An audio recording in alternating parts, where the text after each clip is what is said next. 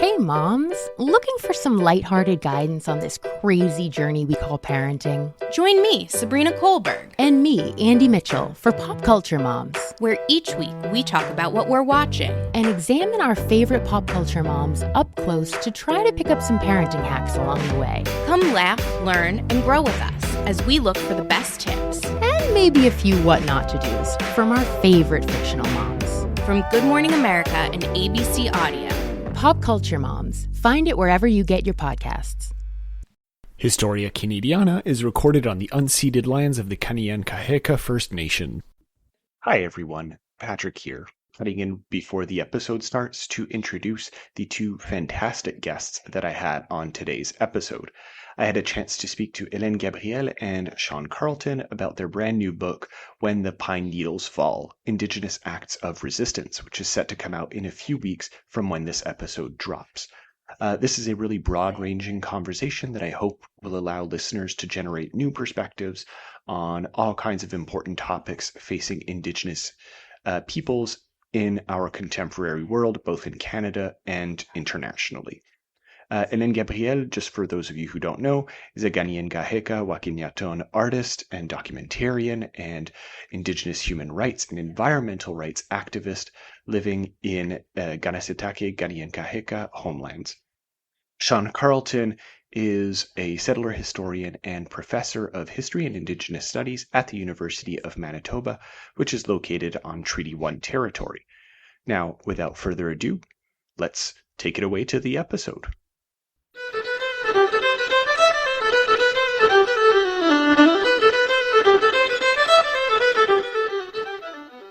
I think we can get right into the questions, and I think one of the more useful questions that we can start off with is for listeners who might not be aware of what the book we are talking about today is. Can you explain exactly what When the Pine Needles Fall is and what it's supposed to do, and just a bit of the background on it? Either one of you can answer, or both of you in this case. Well, I'll answer it then. I think Sean should say some stuff because he's a co-author in this book. Mm-hmm. It's basically the trajectory of my activism from 1990 to today. The whole point was really to go into more detail about all that is that encompasses being an Indigenous activist. What are the issues? And the fact, for us as Indigenous peoples, we don't take a break because it's our rights, it's our life, and so it's a lifetime journey to try and bring justice for our people, to clarify, I guess, some issues. There's a range from 1990 and the barricades to more recent times, including up to the point of where the pandemic halted the Wet'suwet'en, shut down Canada stuff. So it's like 33, 34 years of activism. I talk a little bit about my life and the people who influenced me, and there's a bit of photos with some of my artwork. But it's just, I guess, another way to educate people and through my journey. Absolutely. Thank you. And Sean, did you have anything to add to that? Yeah, I mean, I think, there's been a lot written about Canada's violent siege of Kanesatake and Kahnawake in the summer of 1990. But, this is, the first book from Ellen's perspective, which I think is really valuable. It is about so much more than just that particular event. It's also, all about Ellen's work leading up to that point, her experiences as the spokesperson for her community, and all the amazing, brilliant work that she's done as an Indigenous land defender, human rights activist, feminist leader, artist, all of these things since then. And I think, people will be really interested in the book from learning more about Ellen and all the work that she's done, but also the things, the insights about Indigenous language and history and philosophy, reflections on relationship to land, and her calls to action against colonialism, capitalism as we face the current climate crisis. I think there's so much in this book It's about Ellen's brilliance and resilience, and I think it has a lot of lessons for everyone today. Yeah, absolutely. I just want to pick up on something that both of you kind of alluded to that I thought was very useful and interesting about the book was how, despite the fact that it's ostensibly about a 35-year period, more or less, it says so much about centuries of action and decision making and activism that is peppered throughout the book in both implicit and explicit ways. And I feel, as Ellen, you mentioned, it's such an educative tool in that sense of showing how even in the modern era we can glean a lot about history, even in relatively short-lived events, right, that have such a deep-rooted history to them. So I just wanted to mention that was a particularly salient feature of the book that I appreciated. Thank you. But getting into some of the details of the book, you start off the book with a section called The Words That Come Before All Else, and use it as a way of justifying the existence of the text and as well to talk about a bit of the history of colonialism in Canada. And you refer to these words as an act of grounding oneself. And I was wondering if you could speak a little bit more about what that means exactly and why choose this particular method in order to approach this history and the purpose of the book. Yeah, it's a good question. I think one that people, it's often taken for granted as, we do an opening in an event or something like that. But it's actually acknowledging all those relationships that have helped us survive colonialism. So you start from Mother Earth, and the waters and everything. And these are words that have been said for centuries by the Haudenosaunee people. And it grounds us in the sense, it makes us realize we are not the most important species on this planet. It's actually all the other things that make us who we are. So it's an homage to them, to the teachings of our ancestors, and Sean had recommended that, and as an activist and someone who doesn't want to make the issue about my life, it was just kind of like, you're right, Sean. This is something that we should explore. I'm glad you've mentioned it, and so for me, it's a way of saying, thank you to not just to the relationships that we have today with the natural world, but to the ancestral teachings. Interesting. Sean, did you have anything that you wanted to add to that? Or just that it had come out a number of times when Ellen was talking about, essentially decentering herself, but also thinking about the world in a different way. And, it is a perspective shift, right? One that's grounded in Haudenosaunee philosophy and thinking about the world differently. Of having that deep commitment to the land and all relations. And I think, it sets the tone, I think, for the book and really helps non-Indigenous readers in particular understand, where Ellen was coming from and why she's so passionate about defending her homeland and thinking of future generations. It certainly inspired me and helped me understand and change my, thinking.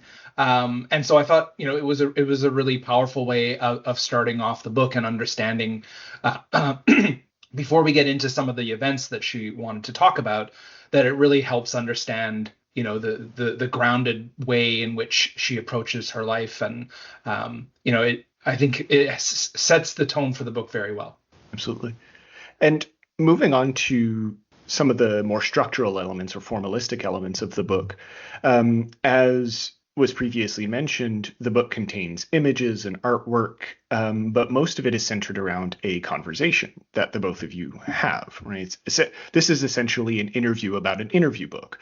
And I was wondering why you chose that particular format as the centering for your book, because it also easily could have been a co-writing project, for example, which has been done plenty of times. So why choose to basically, I imagine, edit down conversations into the book format that we have now? I'll let Sean start. Is that one for me? I'll add if I Well, have anything. yeah, I mean, so I try and explain this a little bit in the preface, but before Hmm. Ellen and I started working on this project, we had been doing some interviews about land theft and development in Ganazadage for a magazine called Canadian Dimension, where things were going on. I had seen on Ellen's Facebook, and I reached out to her to say, I think more people need to know about this. Um, and we decided to do an interview and publish that interview. And I think that the format actually allows Ellen to speak for herself, which I think is really important. And so that worked well. And the idea was, would you be interested in continuing to do that?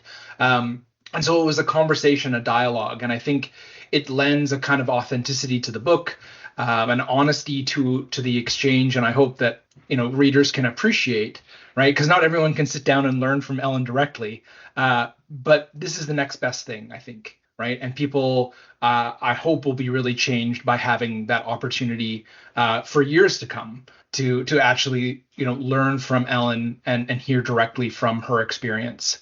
And I think that was the power of the conversation format, rather than me being a ghostwriter. Or I just think that this was a better way of having a conversation about important things. And I think it's worked really well, and I'm excited to have people have that opportunity to sit down with Ellen at their kitchen table and learn from her directly. Yeah. Just a quick point here before I let Ellen maybe add anything that she wants, but I do think you're right in saying that it does work very well for the subject matter. Like, there was a flow to the text that I really appreciated. As a literary scholar in this case, I really appreciated it in the way that it was centered and focused around this very flowing conversation. And I think you're right, Sean, in saying that often when you do write stuff in a way that's not conversational, whatever voice you're trying to channel does kind of get lost. I noticed that in my own writing, for example, as an academic. I feel like the point and the personality of it does kind of get lost sometimes, and I feel that's something that your book really managed to do quite well. But I'll let Ellen speak if she had anything to add to that particular question. I don't have too much to add other than, it's nice to know that that's because I'm not an academic. I do write occasionally, and because I have so many projects that I'm working on, this was like an easier, not easy, but an easier way to. And Sean is very convincing. So you can do stuff on social media and stuff, but a book, that lasts forever. And so he was very convincing in that respect. And I liked the idea that we would be having a conversation rather than let's write down what happened on such and such a date. It flows more. And I liked the idea that it would be more accessible to people who are not academics and academics. So the more people that we can reach through this conversation, this discussion, I think was really ideal for what I want to do. Because writing a book, I've started writing a book, and I've told Sean this. I'm not sure how much details I can give about it, but it's really difficult to write a book. Whereas this was something that it was still a lot of work, mind you, and the editing and choosing like the whole process, but it was still an enjoyable process for me. Yeah. And it emphasizes as well the collaborative nature of idea generation that I think a lot of people kind of don't necessarily ignore. I'm sure people are aware of it, but don't necessarily pay enough attention to. And I think that's always a useful way of thinking about how we build new worlds and new ideas and new perspectives about the worlds that we live in. So excellent. And this was mentioned a little bit earlier in our conversation when Ellen, I think you mentioned that part of the purpose of this book was educating. And this is one of the questions I had was, how do you feel that this book in particular, this conversation, helps or contributes to reframing the way that we're educated about the history of colonialism or Indigenous struggles in Canada? and how it might be understood as a way of critiquing the educations that a lot of us have received, myself included, about either the Mohawk crisis or any other events of Indigenous resistance in Canada. It's a bit of a big question, but I think it's a useful one.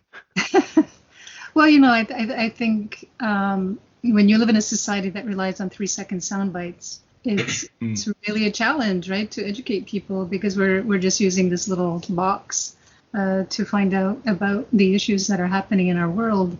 And this is, I think the education part is for me is born out of frustration, in the sense that nobody seems to get what happened in 1990 right.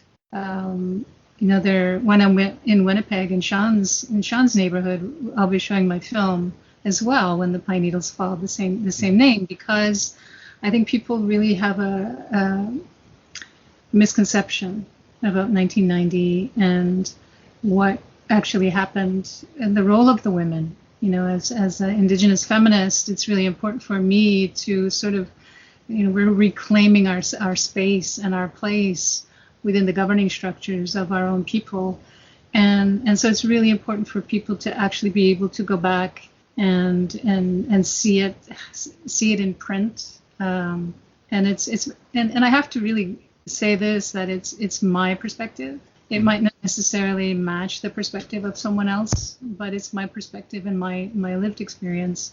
And education for me is a really, really important thing, because as time progresses, we see in the education system that the curriculum, especially in regards to history, and Sean, you can correct me, or Patrick, you can correct me, it's the same as when I was in high school in the late 1970s. And it's a line about Indian residential school. So I want people's curiosity to be piqued and maybe go beyond what's in the book and find out the realities that the people today, not historically, but the people today have experienced as part of this multi-generational struggle against colonialism. Absolutely. I have things to add, but I'll let Sean say something if you have anything to add. Yeah, I mean, I think one of the things that I noticed as I started to teach about the events of 1990 to students was that, maybe to bridge the last question to this one too, is that, there are a lot of books written by non-Mohawk people about the event, right? We do have events by, John Chiacha. We have journalists who have written books. But I think one of the things that Ellen makes really clear in the book is how the outside world really failed to understand the Mohawk perspective, the perspective of women, from behind the barricades. And I think as a result, they don't understand Mohawk culture, philosophy, protocol, and they didn't really understand what was happening and why it was connected to this longer history. And I think that what Ellen's words do in the book is really, at least to me as a historian, prove why having Indigenous people shape their own narratives about themselves is so important, because outsiders get it wrong because they're not there, they don't understand. Which is also why I think the conversation format, at least for me, was so important. Mm-hmm. Having Ellen, from her own perspective, explain what she experienced. And I think the larger, point is that we need to do more of that. You can't have a nation-to-nation relationship if only one nation controls the narrative. Yeah. And I think this book challenges that and shows why it's so important to learn directly from the people that have that experience of defending the land. Mm-hmm. Absolutely. I just wanted to add on to what you had said, Ellen, about the curriculum not changing that much. I don't know how it is with you, Sean, but at least in the institutions I've taught at, it's not great, but to say the least. One of my friends actually put it quite succinctly, where she asked teachers why we talk about Indigenous people. It was in the context of elementary school here, but still superior upper education is not better necessarily, but why we still talk about Indigenous people as if they no longer exist. And I thought that was a very salient question to ask, because it does kind of reflect how a lot of people talk about Indigenous people as if their history goes up to maybe the residential schools, the era of the residential schools. And when I was in school, I barely heard about the Mohawk crisis. We talked about it for about 15 minutes, and it was mostly through that famous picture of the Mohawk warrior screaming at the RC, not the RCMP, the soldier. And that's about it. So I can definitely confirm, at least from my perspective here in Quebec, that it still has major lacks. But there are some teachers that are trying to change it. I'd like to think I'm one of them, but yeah, it's not great. I don't know, Sean, if you had anything to add about that, but I just wanted to like insert that in there and say I agree. Now there's a new book that people can use. And we don't have to have that excuse. That was another part of why this was so important, because so many teachers that I talk to say, I want to change things, but I don't know myself. I don't have the resources. And so now we do. Now we have this book, and you can, with your students, have them understand, from Ellen's own words, what it meant to her and why, and all of the other things that are so important, and having that tangible thing. We live in such a digital world where we publish things, but then they get lost. But people can go to the library and pick up books, and books last for much longer. So that education work that this book is doing, will outlive Ellen and I, hopefully, and people will be able to continue to learn from that for years to come. And I think that that's a really important intervention that the book makes. Absolutely. Yeah. Moving on to another question I had. So the book's title is one that I think is quite striking in its imagery. And I just thought it would be interesting to mention briefly what it represents. Like, symbolically, the pines are mentioned throughout the text. And I just thought it would be useful for listeners if you could elaborate what the title means and why it's important to use the title in the way that you do. Well, the Ganyagaha title is called Kanadas, and it's when the pine needles fall. So the pines are at least 250, and some more, years old, and it's a place where mothers would take their kids as a place of refuge. When the Sulpicians came, they were arresting the men for cutting wood and putting out arrest warrants, and they would enter the homes in the middle of the night and rough up the women. So the women sought refuge in the pines. And for us, in that perspective, it is sacred, and it does mean something more than just a forest. When I was growing up, it was called Onatdogo, and now there's a treatment center called Onatdogo Treatment Center.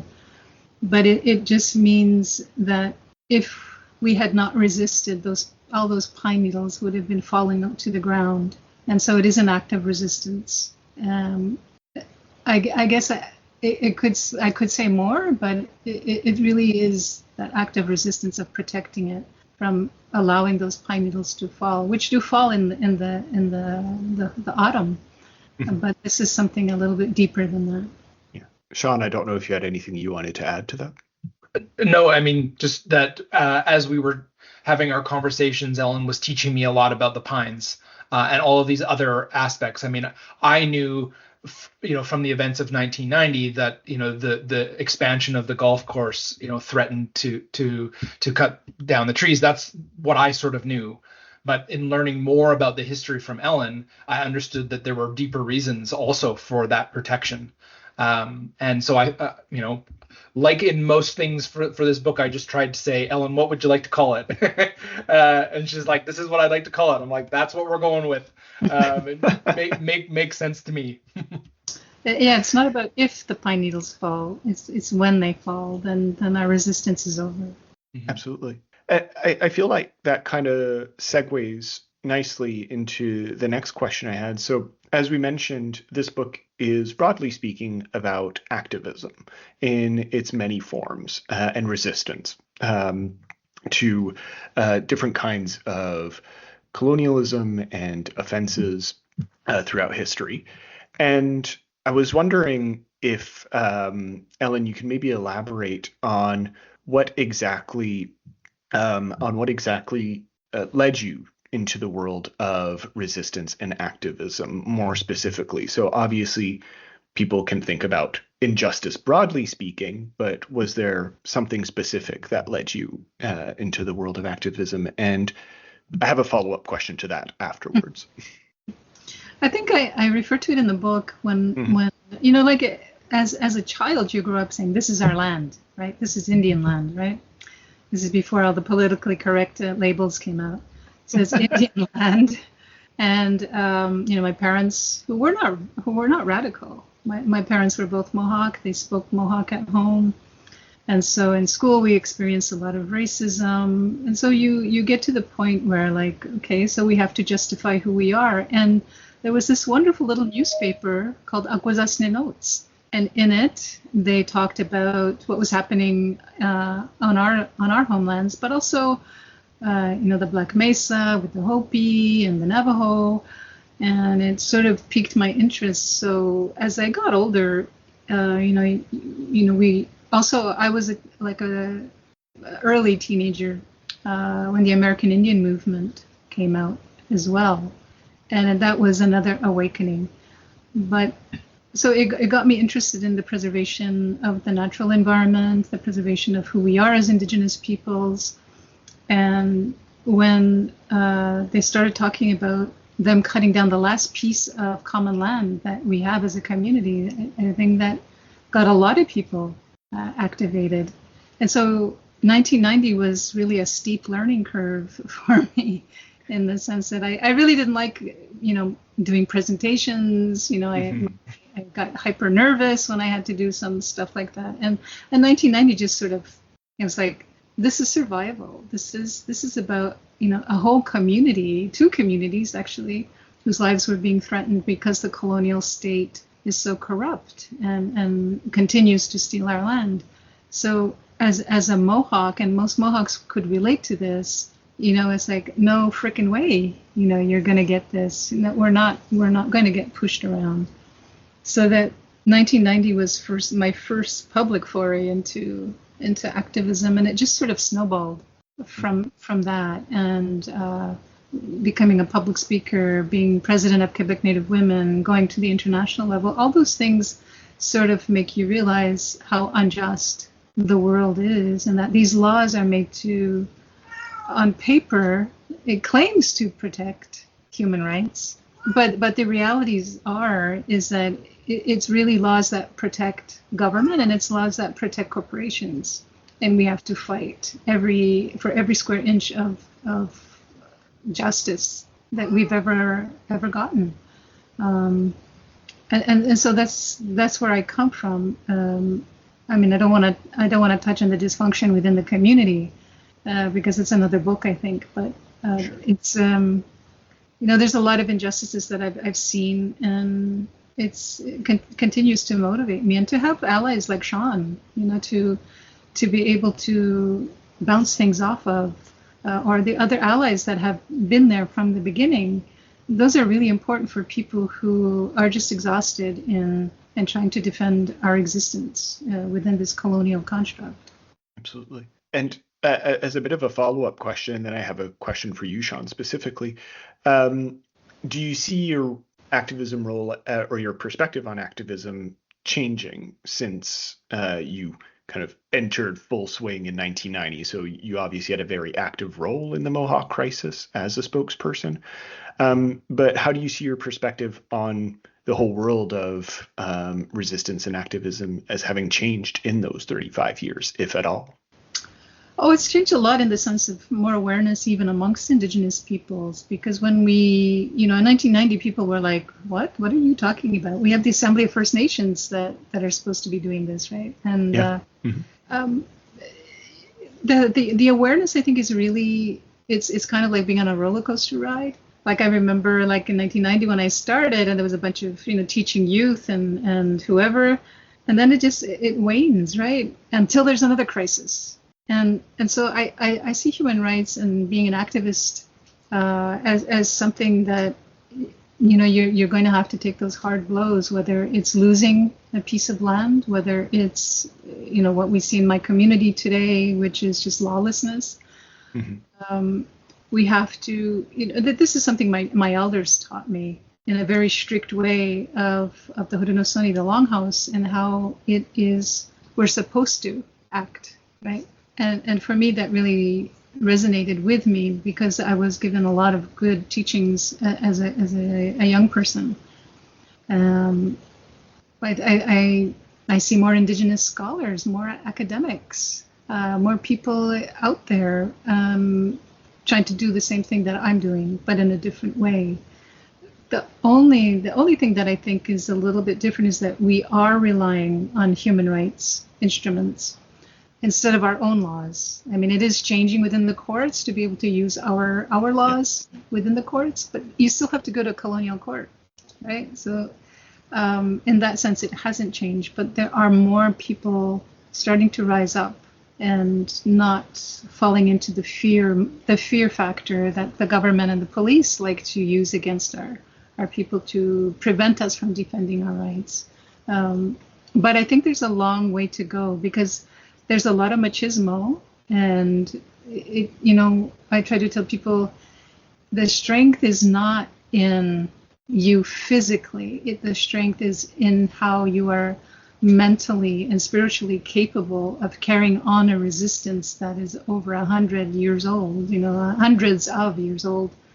So I think we still need a lot of work to do within our communities about it. And, like as Sean said, the books will be there forever, but we also need to keep those discussions and relationship building still going simultaneously. Absolutely. And as a flip side, I guess, so Sean, you're coming at this from the perspective of an academic, right? As you're saying, you're a historian by trade. And people often have, myself included, I often have this view of academia as a rather stultifying world to live in sometimes. And I'm wondering in what way you see this work as contributing, in a sense, to activism while still being academically inclined in many ways, or coming at it from the perspective of an academic. Yeah, I mean, I do think that there's this wrong idea out there that history is somehow totally objective and free from perspective. But as one of my favorite historians, Howard Zinn, always says, you can't be neutral on a moving train. And so I'm an activist. I'm an academic, but I'm an activist. Those two things to me are inseparable. My goal is always to learn from the past, to make the present and future better. And I consider that a kind of activism, kind of advocating for the betterment of the world around us. And I learned a lot from Ellen about, how, if you're concerned about, the future generations, like you have to learn from the past. You have to make different decisions in the present if that's your goal. And I think the more people who understand that, I think the better. And if this book can play a small role in helping people understand how many of the colonial issues that we are dealing with today have a long history and require an understanding of that history to make different decisions today if we actually do want to move in a different direction for the future. Thank you very much. So I want to talk about in the next few questions about specific elements that you bring up in the book, such as the photos, the art, the activism, etc. And you do spend quite a bit of time talking about the Mohawk crisis, although you do move on to other aspects of Ellen's career as an activist. So I do want to start a little bit with the Mohawk crisis and then move on to some of the other aspects. And I'm just curious if you had to condense it down, because we're not going to talk about the entire event, but if you had to condense it down, what would you say, Ellen, is the most challenging as well as the most rewarding part of being a spokesperson during a moment of crisis as the one that was experienced in 1990? Well, I'll start off with the rewarding part. I got to know a lot of my community members, and I got a lot of teachings from those elders who helped me throughout that time. But it also toughened me up because we had some people who had come in who did not have the best interests of the community at heart. But, it was just, like day to day not knowing whether we're going to get attacked overnight. That's a different stress, and it sort of toughens you up in that respect. It woke up a lot of Indigenous people and Canadians and the international community. I think the international community was ready to put sanctions on Canada at one point. So we ruined the international reputation of Canada, which was a bonus for me. But it was hell to go through, and was not a very easy time for me as a person, to be amongst people in my community who didn't understand what was going on and get harassed by them. To be, I basically felt like I had a target on my back. But there were a lot of good people in the community that helped me get through that. My family helped me get through that. When at a certain point we were all in separate places and we could not move because the army was not allowing us to move. So that kind of experience makes you feel, it's not just a stress, but it makes you doubt yourself. And this trauma, this post-traumatic stress from being shot at, from all the other experiences of that summer, took a long time to get over, at least 5 to 7 years. So, healing is possible. You just need to be able to take the time for yourself to do it, which is not always possible when we live in the communities that we do. We live an hour from Montreal. There's all kinds of development that still wants to take place. We have a lawless community. So it really teaches you how to protect yourself in that sense, mentally, physically, spiritually, because it's still ongoing. We may have finished this book, but this experience is still ongoing. It's not finished. Absolutely.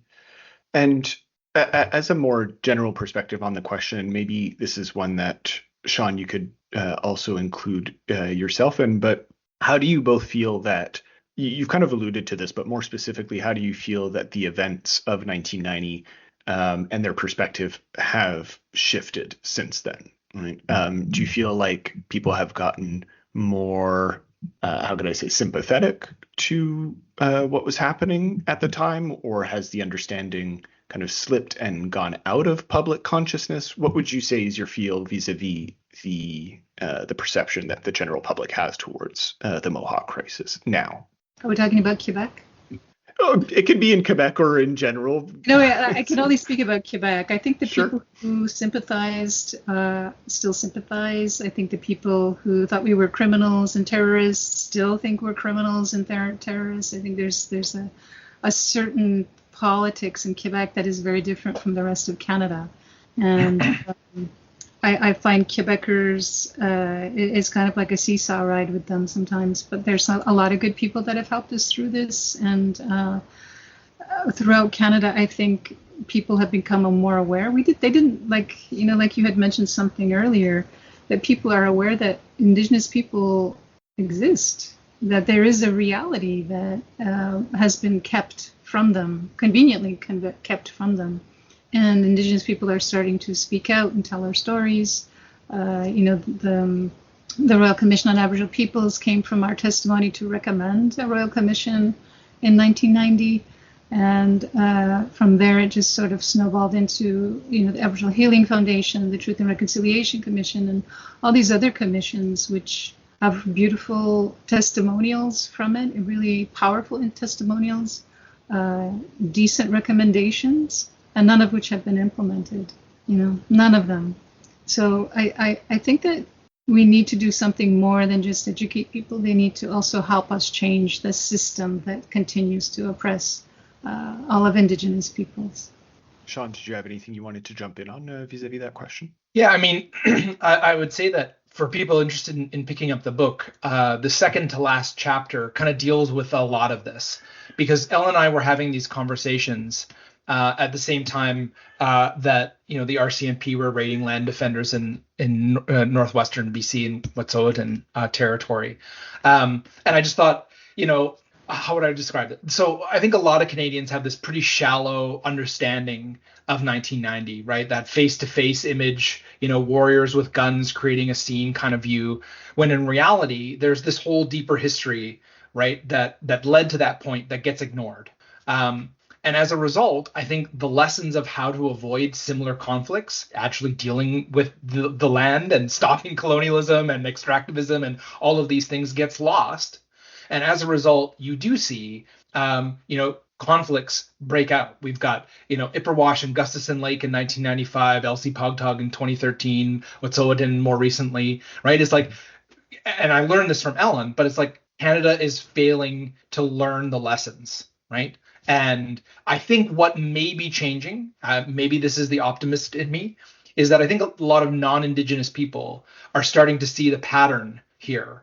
And even in Wet'suwet'en more recently, you see a lot of solidarity of saying, why do we keep doing this? Like we say we want to build better relationships, and yet we do the same thing over and over again, right?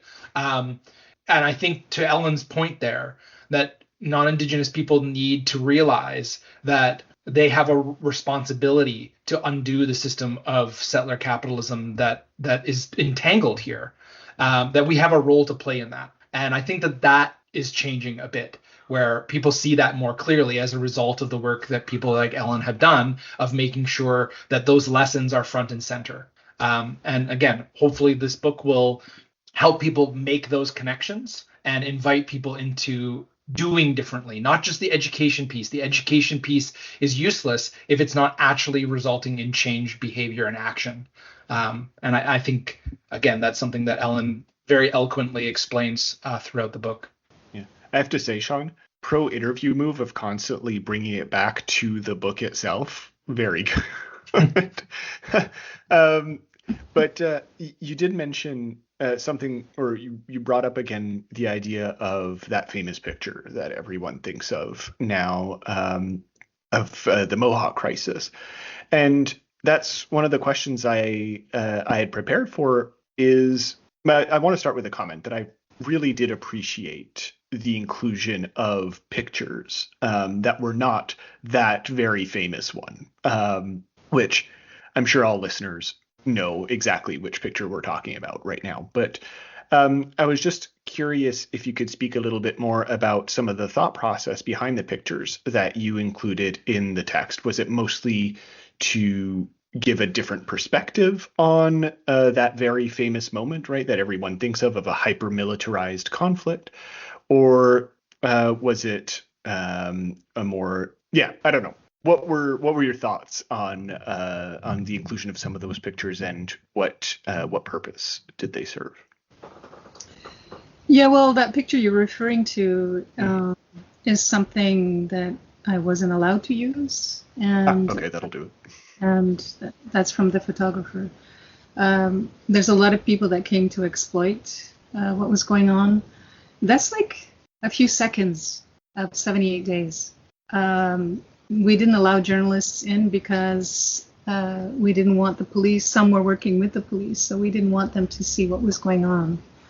But the fact is that there were a lot of people who didn't have weapons who faced the army. Nobody took pictures of them.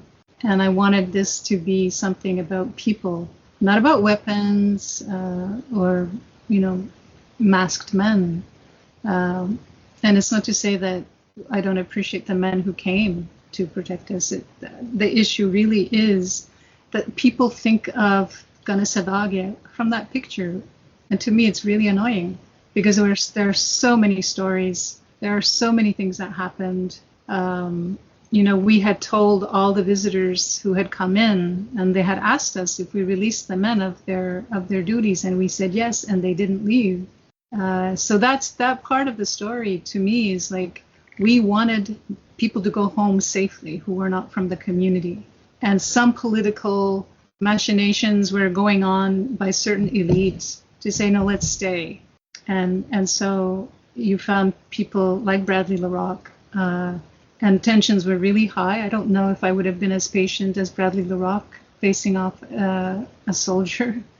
I know some of the women weren't. But, to have pictures was more an idea to say, We're human beings. We're not just something in, a 30-second news clip at the nightly news. This is our lives. We are affected when your camera's lights go out. We're still facing the same issues. And so for me, I would have preferred to have had other photos that were more famous than that photo. Because for me, it's been a pain. It's been the bane of my existence because it does not depict what actually happened in this community that summer, just a small fraction of it. Absolutely. Sean, did you have anything you wanted to add to that? Good. Nope. I'm reminded when, as you were speaking, Ellen, of a story that Drew Hayden Taylor wrote about the crisis in 1990, and it's all from the perspective of a person watching it through the television and what that whole image or perception of the crisis was from someone who exactly saw it on the 5 o'clock news. I forget what the story is called, but what you're saying resonates, at least from a literary perspective, and is clearly something that a lot of people have thought about from that perspective. But you mentioned throughout some of this interview that you were also involved in feminist activism and women's rights. And I was wondering if you could say a little bit more about how women's rights or feminist movements had a role both in your relations or your engagement with the Mohawk crisis, as well as beyond in some of the other work that you engaged in, such as your art or other forms of activism. If you could give a little bit more detail about that, that would be great, because I think, as you rightly point out in the book, sometimes people only see the Mohawk crisis. And I think it's important to also mention things that you do outside of that particular, or that you have done outside of that particular moment. I think I lost my train of thought here. Okay. But the role of the women. I mean, when you look at history, you only see men. It's almost like a peacock. He's got the nice feathers. He's trying to attract a mate. These beautiful images of warriors that came out, and I have to tell you, the police and army were more afraid of the women than the men, because we didn't have weapons and we were in their face. And they didn't know what to do with us, right? So on July 11th, when they arrived, it was the women that went to the front, because the women under Haudenosaunee law, our constitution, are the title holders to the land. So we're supposed to be protecting the land. And, the Indian Act did a lot to undermine the role and authority of women and the place of Indigenous women in our societies. And, I worked with Quebec Native women. My mother and aunties and grandmother were members of Quebec Native women when it started in the early 70s. And so the whole idea that feminism is a Western concept is false. Western feminists were inspired by Indigenous women like the Haudenosaunee women, who take an active role and an equal role in our governing structures. So it was really important for me to emphasize that, because people, even our own people, are saying like, "Oh, a woman is speaking for us? How is that? How is that possible?" It's like, you just have to go back in history. There were so many eloquent women leaders, Indigenous women leaders, who were there to speak on behalf of the people and were forced to do things that was not within their usual traditional role. So for me, bringing that back and highlighting the fact that Indigenous women are intelligent, they're part of the formation of one of the oldest democracies in this world, I think was really important for me to emphasize that. And, a lot of Indigenous women will not call themselves feminists, but that's basically what we're doing, because we're within this colonial context of the marginalization of Indigenous women and murdered and missing Indigenous women. So I want young girls to feel strong, to feel empowered, to feel that they are a strength unto themselves. They don't need to have anybody validate them. So that's kind of my ideological hope. Yeah, for sure. Sean, did you want to add anything about that? I mean, just if you have the opportunity to sit and talk with Ellen, you learn these things, and it pierces, I think, the narrative that most people have about that event, and it also helps you understand all of the other amazing things that Ellen has done. Right, her life didn't end in September 1990. There were all of these other things that she has done and is doing now, that I think is clearing a path for a lot of people, to see that, the connections between defending the land, defending the rights of women, advocating for things like missing and murdered Indigenous women and justice. All of these things that Ellen is doing are inspiring, and that you can really see a life lived, or for the land, for to bring as many people into that process of trying to live in the best way possible. And there are so many aspects to that. It's not just this one thing. And for me, that, as we started to talk and think about what to include in the book, it kept coming back to this idea of, that the women's role in 1990 kind of gets overlooked. And that you can see all of these things that Ellen has done in her life that have been trying to change that. And I think that was a really important part of her life, and I'm glad that she wanted to talk about that more in the book, her role as president of Quebec Native Women and all of the work that she's done on that. To me, if you read the book, all of those pieces make sense. They connect because they're all grounded in that same kind of belief. Absolutely. And one of the other things that you mention in the book is art, of course, because Ellen, you are as well as an accomplished artist, right, as you mentioned. And I'm curious, first to you, Helen, how you see your art as engaging in this kind of history of resistance that you have embodied, but also perhaps more generally, and perhaps to both of you, why you may see art as still being important for mobilizing anti-colonial resistance in the modern era, which I think, and myself included, sometimes people don't necessarily see as being a valid form of resistance anymore, or an effective form of resistance anymore. I'll start with you, Ellen. Can you talk a little bit about your art and how you see it as engaging in resistance? I think it's another tool of resistance, and it's a powerful tool because we, 3/4 of the world are visual, and they absorb things visually, and there's so much fear that I find the general population has in learning about Indigenous people, and art is in a way to break down those defenses and for people to open up their minds and just reflect and take a look at things. One of my favorite artists is Frida Kahlo and Diego Rivera, and the murals that they created. But they tell a story. I think it's a different way of storytelling.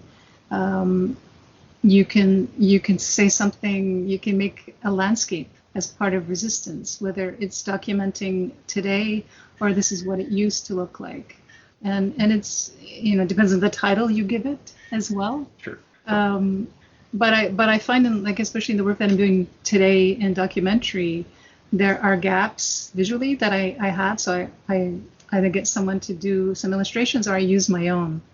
And one of the things that I really enjoy about art as a form of resistance is exactly like what Sean was saying about the book. It lasts for a long time. And if you just look at social media, it's all about art. It's about, oh, look at this meme. It's a great meme. Or look at this this great painting. We just have to think about Kent Monkman and how his work speaks to history, how it speaks to resistance. So it's a very powerful medium to educate and to, I guess, open up the minds of people. Absolutely. Sean, did you have anything you wanted to add to that about the mobilization of art and so forth? I just think that, like Ellen said, our art is another tool of envisioning a better world. And I mean, I think, some of my favorite artists, from William Morris to Christy Belcourt. They're also art about the land and the world around us and the beauty that it has. And if you walk through my house, I got Frida Kahlo, I got Diego Rivera, I got Christy Belcourt, I got William. All that's the what gives me inspiration. It reminds me of why I try and do what I do, and the people that I try and surround myself with, people that are envisioning a better world by capturing and protecting the beauty around us. And readers of the book will see from the beginning, even into the art chapter, that Ellen has a lot to say on that relationship between art and activism and land and the world around us. So I think art has a lot of power today. It's just sometimes we don't think of memes as art, but they are, right? Or a Banksy or what have you. Like, people create art as an expression of what they're experiencing and bringing people into that message. And I think anyone who hasn't seen Ellen's film has an opportunity. Like, film is another powerful way of showing people and inviting people into a reality and challenging them to act differently. And art is one of the things that gives me the most joy in the world. And I think it is absolutely a tool of activism, or can be. Yeah. To actually quote from the book, if you'll allow me for a second, I think, Ellen, you said it very well when you said everything in nature has a rhythm, as do we. And when you're outside, you sync with the world, with the natural world, its own sound and rhythms. The energy the earth gives off, along with the trees, the plants, the air, is absorbed even if we don't realize it. And in my own perspective of what art can do and how it can mobilize us, I try to imagine it as generating that same type of energy, or at least channeling in some ways such a similar energy. And I just thought it was a lovely quote, so I thought this was as good of a place to plug it as anywhere else. But one of the last questions that I have is about a concept that I don't feel gets discussed a lot in the more public spheres whenever we're talking about Indigenous issues in Canada or North America more generally, and that is the idea of Indigenous internationalism, which you bring up and allude to by having as well an afterword in the book by Audra Simpson, who wrote Mohawk Interruptus, which is in part about Indigenous internationalism. And I was wondering what exactly this concept meant to both of you and why it's important to bring it up in the book in the way that you do, and why generally it is an important concept to engage with seriously. Well, one of the first lessons my elder, Walter David Sr., had told me was our issue is an international issue. We are sovereign states. We cannot go to another state that's occupying us to ask them for our rights. We are a nation just as they are.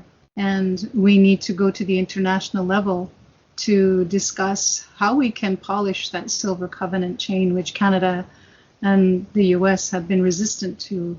And at the international level, I'm working on a film right now on Diskahe, Levi General, who was the first Indigenous person to go to the League of Nations and say, like, we as the Haudenosaunee people, we're nations too. We're a small nation, but we'd like to join you. We'd like to join this at the time, excuse the vocabulary, this brotherhood of nations. And his work, he may not have been as successful because Canada, the US, Great Britain, they all undermined him and don't listen to this guy. But the whole issue of we as a people with a language, a culture, a land base, a governing structure, we don't want to be absorbed into a big state like Canada that doesn't respect us. And so the international level has been a way for that voice to be heard and that voice to be raised, that awareness of, you want to talk to us nation to nation, you have to start treating us like we're a nation, right? Because right now Canada's not doing that. And the international level, all the effort by Indigenous people to come up with the UN Declaration on the Rights of Indigenous Peoples, that was a hard 20-year battle. and it's not perfect, but it's something, and we continue at this point in the international work is to get Indigenous nations like the Haudenosaunee to have permanent observer status, not as an NGO, but as to sit in the General Assembly, because all the resources that have been taken from our homelands, all the things that have happened to us, we need to be able to also have a voice at the international level on how our homelands is used, not just to the occupier, but to those at the international level who are willing to listen and understand human rights. And so it's extremely important work. It's difficult to get to because it's costly, but we have a foot in the door. Absolutely. Anything you wanted to add, Sean? I mean, just that, Ellen's probably too humble to make this connection, but I learned a lot in talking with her about this particular element, from Diskahe to people like Ellen today, going to the United Nations and fighting, for that perspective to be understood, to make the connections between colonial and capitalist destruction of the world and Indigenous rights and human rights. And I think, there's an opportunity there.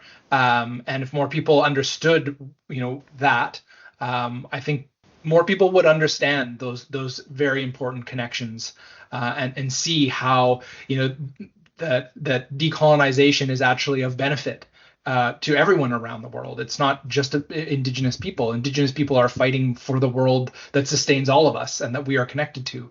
And so I think that was just a really important element that obviously Ellen is involved in, that I don't think a lot of people really understand, that there is that work that's being done on the global stage that doesn't maybe get the attention that it deserves. Absolutely. And one of the last questions that I have, so we've had a rather broad ranging discussion in this case about all kinds of stuff, and your book discusses a myriad of other components that I did not have time to bring up. But I'm curious, of all the things that were discussed in the book or of your own experiences, what can current Indigenous activist movements take from these past movements that you talk about, or these current movements that you talk about? What can be gleaned and channeled into future movements, according to you? Mm-hmm. Well, that's a big question as well. I think it just normally, like what we've been doing all this time, which is like look at the past, learn the lessons from the past, so we can have a better today and we can have something for future generations to be able to learn from, to be able to benefit from. And I think one of the things that I try and tell anybody who asks me, Indigenous or not, as activists, is to be true to yourself. What is it that you want? Is it personal gain, or is it something, or is it the issue? And if it's about the issue, fine. Learn as much as you can about it. Talk about it to whoever will listen, and don't give up. For myself, I don't know if it's being just Mohawk stubbornness, but I see that there's so much work that we need to do. And I think that in 1990, if that had not happened, we might be in a worse situation as far as Indigenous rights is concerned. But to pick up those teachings of our ancestors, what we were talking about at the beginning, the words said before all else, those ground you and keep you grounded in the work that you're doing. As long as you don't forget those things, and it could be something different for other people, other Indigenous nations, but what is it that grounds you? For us, it's the Handagariwatekwa. But is there something within you that feels there is an injustice, and that I guess it's just like caring more about specifically more than just human beings, but to care about everything. As we've talked about in this interview, all that is precious in life, and to want to protect that, because it is sacred. It is something that is a gift that has been given to us, and we need to take care of it. We all have a responsibility, whether you're Indigenous or not, to make sure that future generations don't live in a dystopic world that we're predicting they will, that we will try and make that change and a little bit lighter, especially, for Sean. Sean has a new baby girl, and how to make that world that she's going to be living in, that she inherits, as something that she can live and be happy in. Absolutely. Sean? I couldn't have put it any better. So I always like to end the interviews I do with a simple question, which is, what did I not ask today? And what's the answer to that question? I've never been asked that before. Neither have I, yeah. Usually they say, is there anything else you want to add? But I'd like to spice it up a little bit, It's an interesting question. And what hasn't been asked, I think, what's next? What can we do? Given that I've revealed a lot of my secrets, what else can I do? I would. I'd like to know what's next. Not just for me, but for my community, and because we're struggling. I think my community is being punished for what we did in 1990, and that's why we see such lawlessness going on, threatening our safety. And I recently went to Yinta to see Yinta with the Wet'suwet'en struggle, and I know that the people in Montreal are very concerned and are very, they were supporting them, but the people whose homelands you're living on also still need help. And I think that's something that I think people have a very easy time to support something that is not in their direct backyard.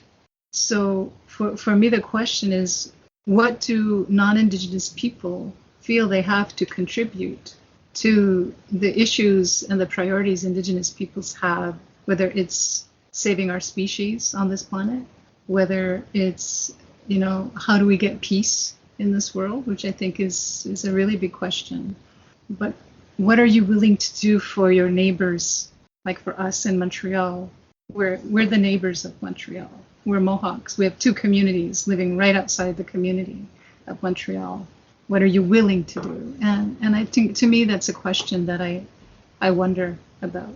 And I've just observed that people are very willing to help someone as long as it's not bothering their borough or their city. Absolutely. I'm genuinely awestruck by that by that question. It's rare that we get people to ask such a powerful question that gets at the heart of the process of decolonization. So it's one that I will be continuing to ask myself as well. Thank you very much for that, Sean. No, I just double down on what Ellen was saying. I think one of the things that I learned most from her, that we didn't talk about maybe as much, but it was sprinkled there, is the legacy of 1990. And if you read what she says in the chapter on the legacy, that 1990 did change things in Canada, right? We had the Royal Commission on Aboriginal Peoples, which kind of lays the groundwork for things like the Truth and Reconciliation Commission and all of this. But the land struggle at the heart of what was going on, didn't get resolved. In fact, Ellen's community has lost more land since 1990, which I don't think a lot of Canadians know, right? I think it's just sort of like they think it got solved. And so I think that, that's something that I hope readers of the book will see. And also, that to Ellen's point, particularly in Quebec and in Montreal, that is an ongoing injustice that has not been solved. And that Ellen is still a powerful speaker, trying to enlighten people to what's going on, and to actually listen and figure out these solutions so that, we don't pass these issues on, right? The whole point of history is that you understand what's happening so that you make changes so that you don't have these issues continue. And I think in a microcosm, I hope that readers of the book will understand that, but also to see, that lesson can be applied to Canada and to settler capitalist countries around the world as a whole that have these issues woven into their very fabric. And that we all have a stake in building and envisioning a better world, and that Ellen is one of the most inspiring voices teaching us about what we can do to move in that direction. Thank you, Sean. Well, thank you both. So when does the book come out for listeners who would be interested in picking it up? September 24th. First book launch is in Concordia University on the 26th of September. Oh, that's awesome. So you're both going to be there? Yep. Sean's going to be there. I hope to show up, actually. That sounds really fun. So thank you both very much for your time. Thank you, Patrick. Thank you. Thank you.